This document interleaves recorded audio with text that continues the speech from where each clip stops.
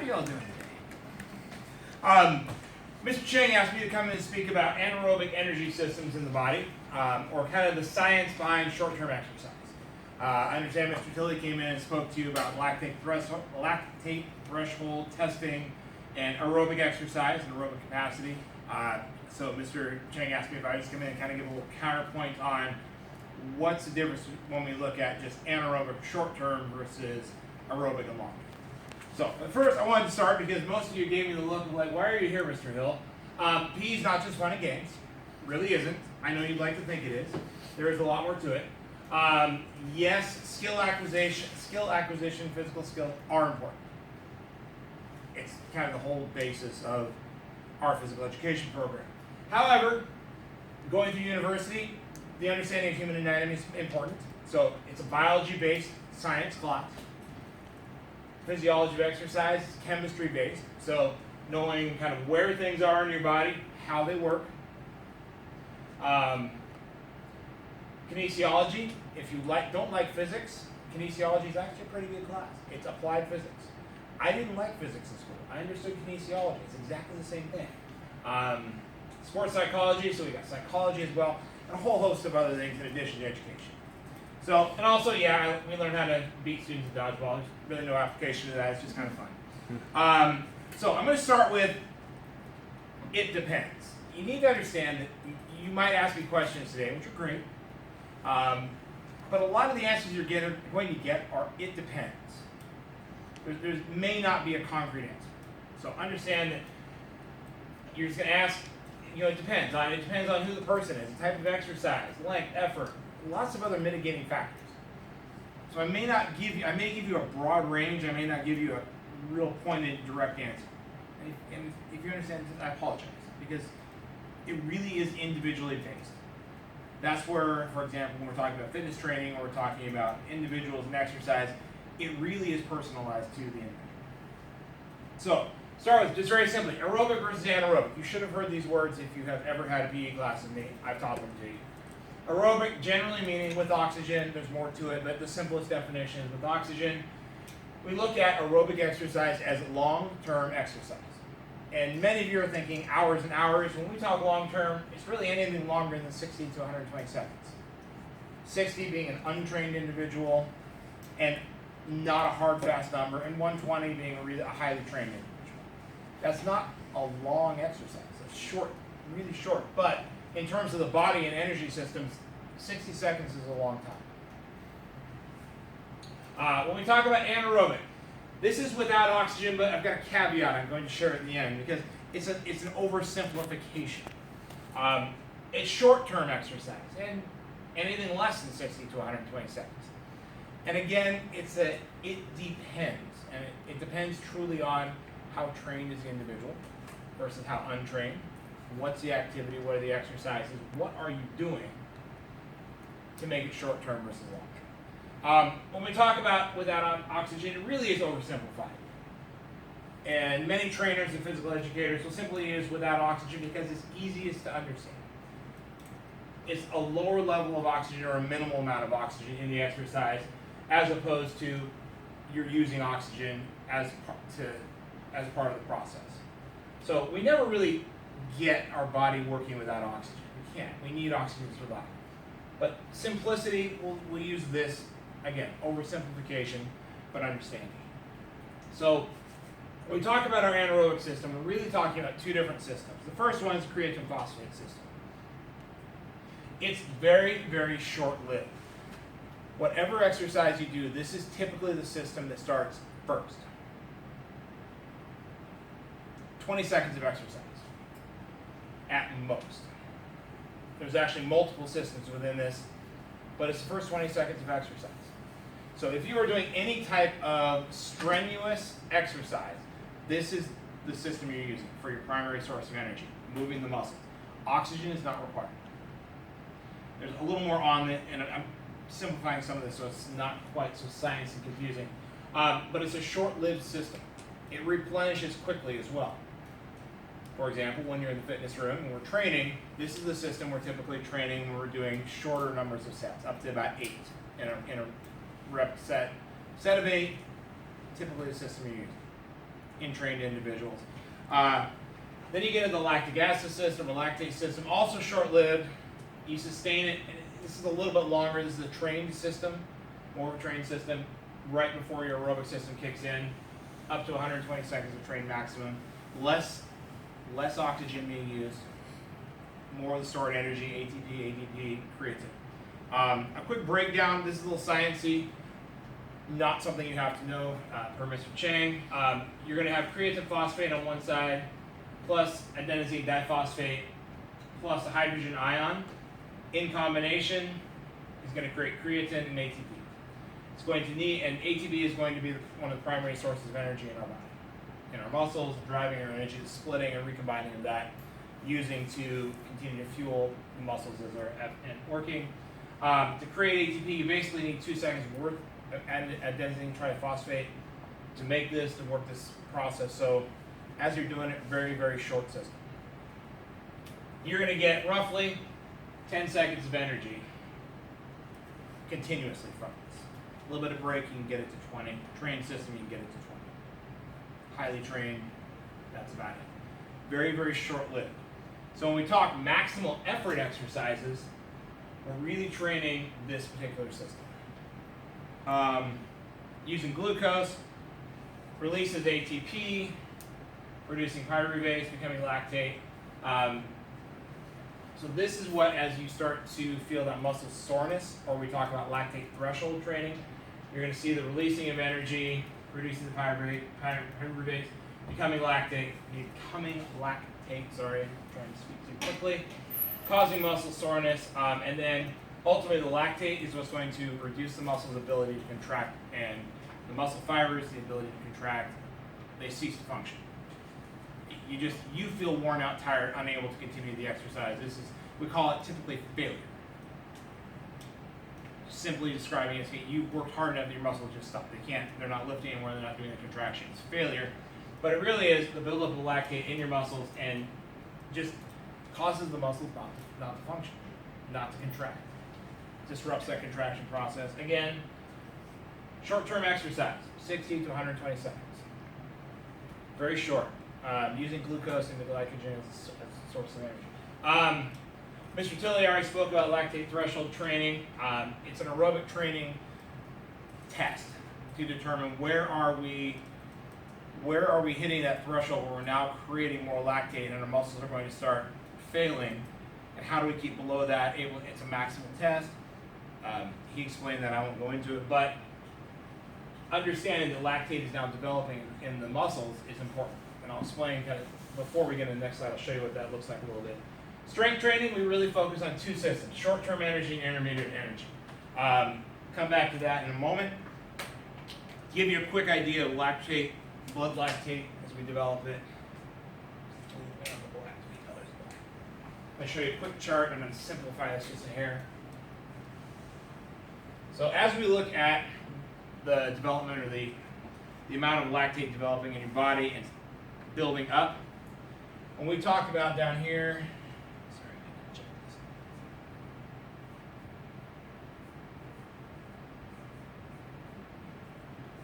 Familiar with this term? Percentage of volume of oxygen, maximal, VO2 max.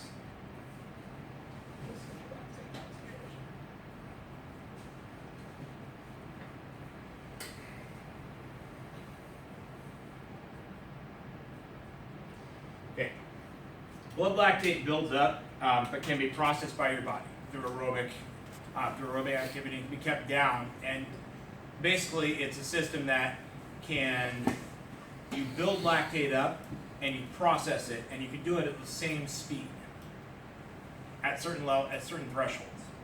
Above that threshold, you build up kind of more of the waste product, the lactate, than you can take away. That's when your muscles start to fail. And that's what we look at when we look at threshold training for this. So I'll do a couple numbers here.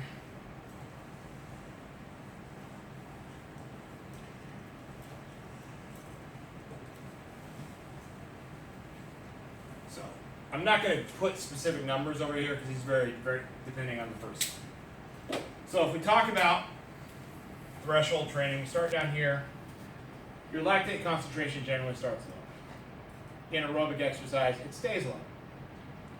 25 is going to stay fairly low, not going to increase significantly. You're not working very hard, the lactate stays low. Body's able to process it. We move up to 50%, we generally stay pretty low. Your body can still process it faster than, or as fast as it's being produced. No significant ill impacts. So half of your maximal effort you can process very quickly. When we look at 75%, so 50% mark here, is where we start to see the increases. And this is where we actually need to break it. So if this red stays as an untrained individual, you're going to see an exponential increase in the concentration of lactate in the blood in an untrained individual. It goes up, spikes. And of course then with trained individual or an untrained individual state, it goes up. Okay, you're going to hit muscle failure, you're only able to do the exercise for a short period of time. When we talk about a trained individual, you're going to see it come up, but it's not going to come up as significantly. You're able to, you'll see aerobic athletes at high levels of aerobic capacity are able to train the system to process the lactate at the same levels as they would have lower. We term it as you're able to push yourself harder and longer. So it doesn't rise as fast. They don't feel the negative impacts of it. And then of course, we see it go up, spike just as high at the end. Because you are working at your maximal effort and your body can't process it that fast. So we talk about this, both systems up to about 50%, trained or untrained athlete, pretty similar. You're going to see differences. The trained athlete will tend to be lower, but when you hit 50%, untrained athletes significantly spikes, trained athletes stay lower. They can work harder and longer than the untrained athlete. Pretty simple. Questions? Hopefully this kind of quick. Most of you are just surprised I'm talking anything science right now. I realize. It's okay. Actually, earlier you were saying about the creatine phosphate. Is that the same creatine as like a couple of years back when people were working out, the supplement creatine that you're talking about? It would have been the same general idea as the supplement. Okay. Benefits of such? Question. So we won't get into the supplementation discussion because I'm not quite ready to discuss that, and it's a little bit more volatile. Okay. So the research does or does not support it. Let me put it that way. Mm-hmm. So moving into systems. When we're talking about, now we're going to shift from the aerobic system we were just talking about here, which is the lactate. The same idea happens, but we're looking at kind of the higher end short-term energy systems, or the lactic system, lactate system. When we're talking about this, short-term is exactly that, 5 to 8 seconds. Explosive power and speed. So in this, we're talking power lifters, we're talking sprinters, we're talking anybody that's doing a maximal effort for a very short period of time, which isn't a lot of us. We're talking, just as a general guide, a little bit simplified, maximal or near maximal effort, 90 to 100% of your full effort quickly. So you need energy from your muscles at a fast rate, and you need it right now. Not 10 seconds from now, you need it right now.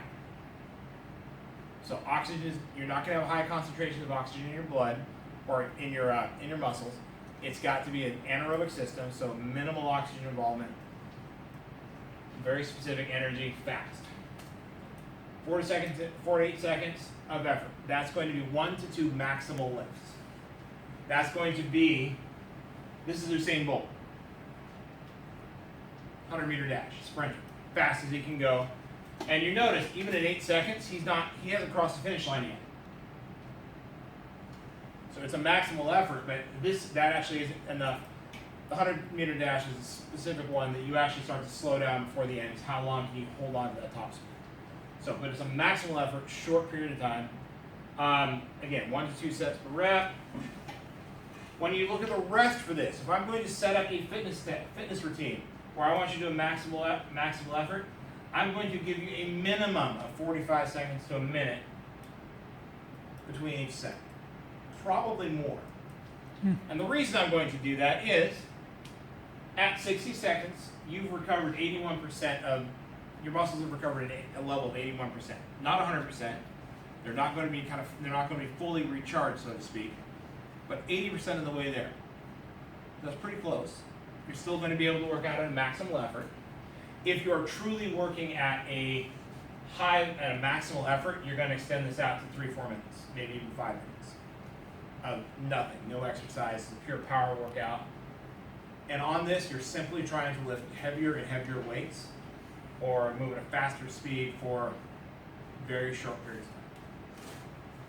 So when you see those guys that have no necks and big arms and can't move their arms against their body, they're working out. They're doing 1 to 2 reps per set, and they're doing 5 to 10 reps, 5 to 10 sets. Excuse me. They're going to be resting. You'll see 4 to 5 minutes of rest between each set regularly. Very heavy weight, very low set rep number, very high set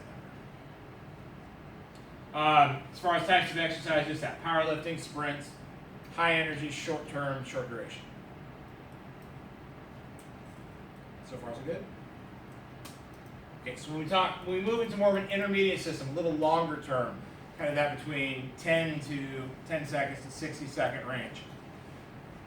You're looking at short-term endurance and speed, mid-term endurance and speed, up to 600 meters type of exercise. General guide, you're still working pretty high. This may drop down below 90 to 80%, probably the lowest.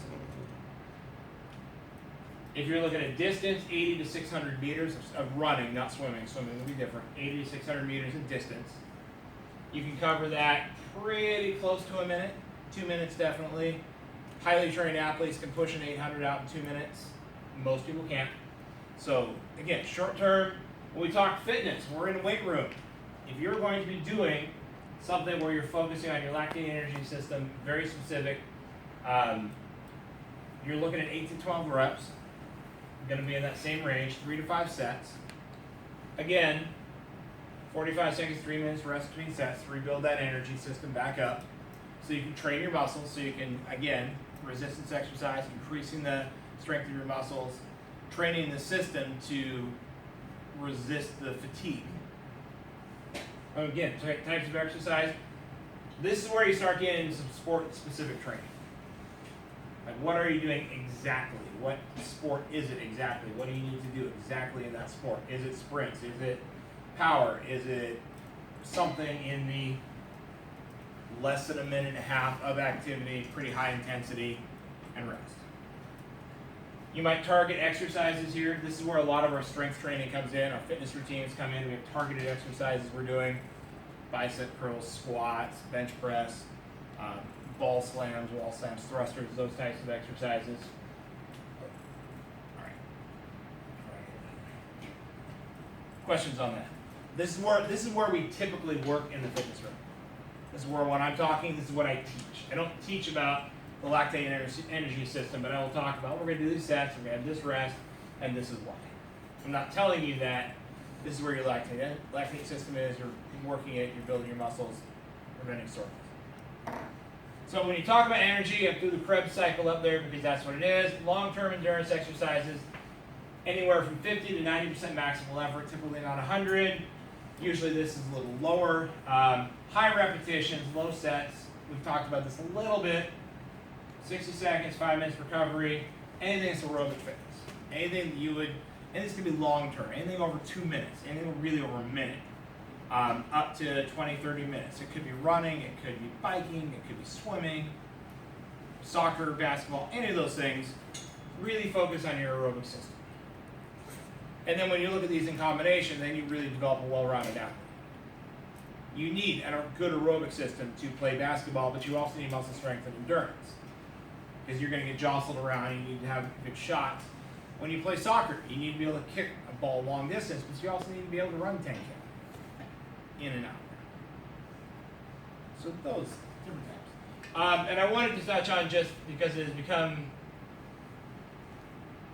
popular, One of the exercise workouts is how there's CrossFit style. It's an interval style of workout. So you have an exercise which is typically a combination of different types. If done right, it's going to involve your intermediate and your aerobic system. It's going to be muscle strength and it's going to be aerobic endurance.